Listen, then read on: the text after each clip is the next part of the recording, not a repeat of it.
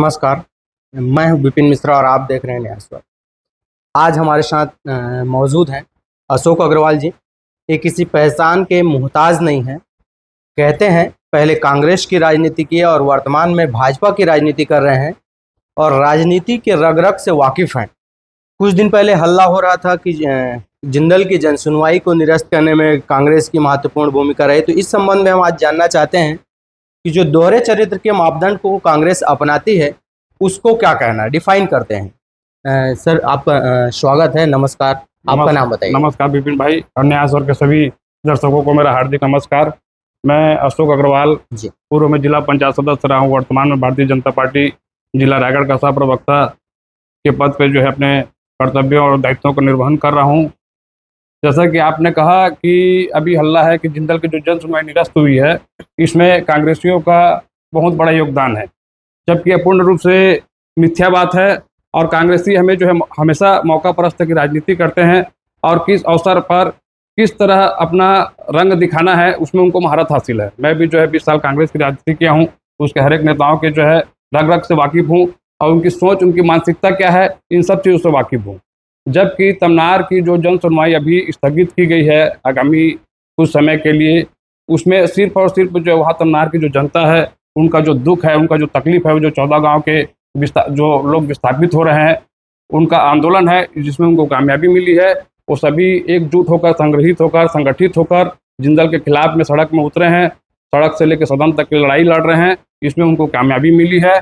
और यह कामयाबी सिर्फ और सिर्फ जो है तमनार ब्लॉक के वो जो 14 गाँव विस्थापित हो रहे हैं, उनके आपसी एकता का प्रतीक है। तो जो अफवाह फैला रहे हैं विधायक जी और जो कांग्रेस के युवा नेता हैं, इनमें क्या कहना? विधायक जी के बारे में क्या बताऊं, जैसा आपको मालूम होगा पूर्व में इनके द्वारा जो है अडानी के द्वारा पेड़ कटाई को लेकर आंदोलन किया गया था, हल्ला मचाया गया था। पूरा रायगढ़ जिला की जनता जानती है कि जब गौतम अडानी जी जो अडानी कंपनी के मालिक हैं वो तमनार आए थे, तो और सिर्फ एक ही घर में गए थे, वो घर था विधायक जी का घर।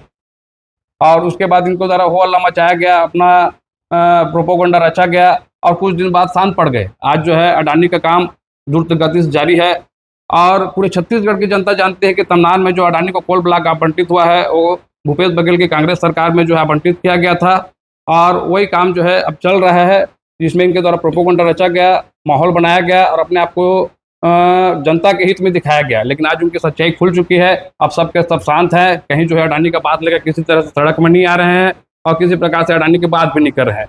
तो जनता इन चीज़ों को समझ रही है कि एक बार हल्ला मचाओ, उसका फिर शांत पड़ जाओ, इसके पीछे की वजह क्या हो सकती है, इसका वजह कारण क्या हो सकता है, ये तो जनता भी समझ रही है, आप भी समझ रहे हैं, आपके दर्शक भी समझ रहे हैं और विधायक महोदय को मालूम है और तमनार की जनता को भी मालूम है। जिस दिन कलेक्टेड जो जन आंदोलन आया था, जन सैलाब आया था, उस दिन विधायक जी अलग थलग दिखाई दे रही थी। विधायक अपना जो है विश्वास खो चुकी है जनता के बीच में। आज उनका किसी प्रकार कोई विश्वास नहीं रह गया है। उस क्षेत्र की जनता जो है सब समझते हैं कि विधायक की रीति नीति क्या है, वो किस तरह से जो जनता को उपयोग करने में महारत उनको हासिल है। उस दिन तमनार की जनता भी जो 5000 की संख्या, 5000 से ऊपर की संख्या थी, आंदोलन करने आए थे। विधायक अलग थलग थी, लेकिन अपना चेहरा को दिखाने के लिए या ये शो करने के लिए कि मैं जनता के साथ हूँ, इन मौके पे जो है जनता के सामने में आगे में खड़ी होकर जो अपना फोटो सेशन करा ली, वही उनकी उपलब्धि थी। बाकी जनता को आज के दिन में किसी भी प्रकार से जो है तमनार की जनता को विधायक के ऊपर विश्वास नहीं है और तमनार की जनता विधायक को जो एक्सीडेंटल विधायक भी मानती है। आपको मैं भी बता देना चाहूँ कि तमनार की जनता जो है तमनार लेलुंगा विधानसभा की विधायक को एक एक्सीडेंटल विधायक मानती है, जो किसी भी प्रकार से जो है सिर्फ अपने स्वार्थ के लिए है और जनता के हित में उनका भी किसी भी प्रकार कोई योगदान नहीं है। एक तरफ कांग्रेस बोलती है कि हम इसका खुल के विरोध कर रहे हैं जिंदल का, दूसरी तरफ इन्हीं के सुविधाओं का उपयोग करती है। जैसे अभी लांबा जी आए हैं, उनके गेस्ट हाउस में रुके हैं। ये दोहरा चरित्र कहा जा सकता है। कांग्रेस की रीति नीति से पूरी जनता वाकिफ है। आप कांग्रेस की दोहरा चरित्र बात करते, कांग्रेस में कितने चरित्र हैं, इसको आप देख देख के जो है मतलब आप खुद दिग्भ्रमित हो जाएंगे कि इतने चरित्र आदमी लाते कहाँ से हैं। अच्छा। इनका दिखावा और इनका विरोध की राजनीति जो है सिर्फ एक दिखावे की राजनीति है, जबकि इनकी सच्चाई यही है कि ये भी किसी भी उद्योग प्रबंधन के विलासिता भोग को उपयोग करने के लिए किसी भी स्तर में जा सकते हैं।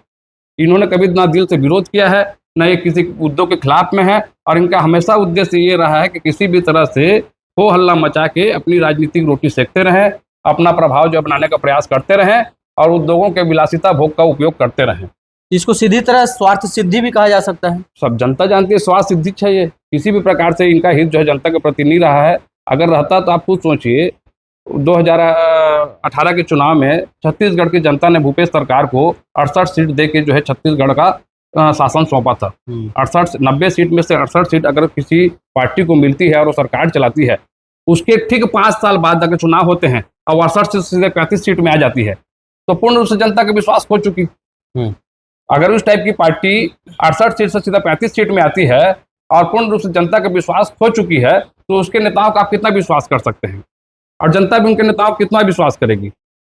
लेलुंगा विधानसभा उद्योग हब में आता है, उसके बावजूद भी वहाँ की जो विधायक हैं कोई किसी प्रकार का काम जन सरकार के लिए नहीं कर पा रही हैं, इस पे क्या कहना चाहिए? विधायक को मालूम है कि वो एक्सीडेंटल विधायक है, 5 साल के लिए विधायक है, तो अपने स्वार्थ सिद्धि काम कर रही है। 5 साल में जितना लपेट सकता हो लपेट लो, जितना जनता को जो ठग सकते हो ठग लो, और जितना जो है उद्योगों से अपने संबंध बना के अपना व्यापार व्यवसाय या अपना पूंजी एक खड़ा कर सकते हैं वो कर लें। इसी काम में विधायक जो लगे हुए हैं उसमें जो है पूर्ण रूप से सफल हो रही हैं। अभी बीच में कुछ दिन पहले सुनने के लिए मिला था, उसके ही उन्हीं के कार्यकर्ता जो उनके ब्लॉक अध्यक्ष के लेवल के कार्यकर्ता थे और कई कार्यकर्ता हैं, उनके द्वारा विधायक के ऊपर में आरोप लगाया गया कि वो अपने विधायक मत की सारी राशि जो कि लगभग 2.5 करोड़ रुपए की राशि थी, वो कमीशन बेस में सरपंचों को और अन्य लोगों को जो है बेची हैं।